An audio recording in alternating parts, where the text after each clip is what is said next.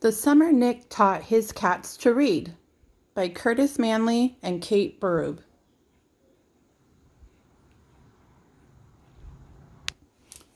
Nick has two cats, Vern and Stevenson. They spent summers doing everything together. Swimming, camping, riding bikes. But when Nick sat down with a book, the cats had their own ideas. So Nick decided to teach them to read. He started with easy words. Ball, said Nick, B-A-L-L, but the cats just wanted to play. At lunchtime, Nick pointed at the word food. Wake up, said Nick after they fell asleep. This is no time for a NAP. His cats did not like that at all. So Nick made new flashcards and Vern got interested.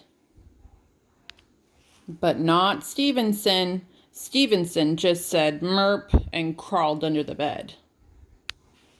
Nick tried nursery rhymes next, but when he read Three Little Kittens, Vern searched everywhere for mittens, but not Stevenson. Then Nick read his favorite books to Vern, who liked stories about cats and stories about fish. Vern loved fish. He followed along as Nick read, learning the sounds of the letters. Vern practiced on his own over and over, even after Nick went to bed. Soon he was reading new stories all by himself. The next morning, Nick tried once more. F-I-S-H. See? Fish. Vern loves that word, don't you?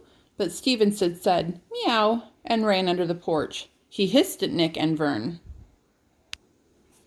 Vern got his own library card and borrowed so many books that Nick could hardly carry them home.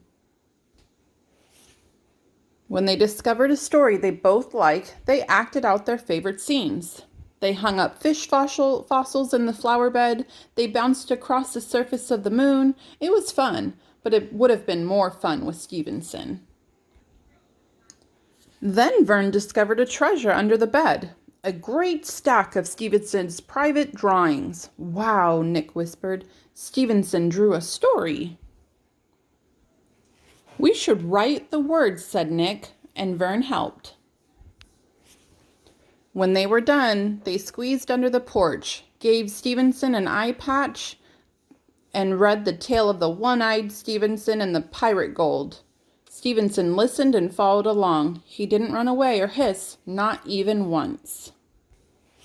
So Nick and Vern took him to the library to find more books. The next morning when Nick woke up, Stevenson already had his whiskers in a book.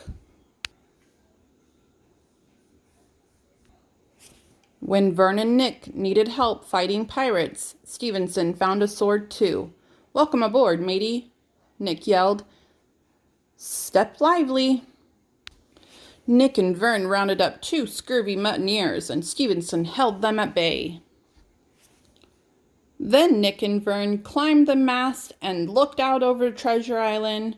When Nick yelled, "Land ho!" Stevenson was right there with them.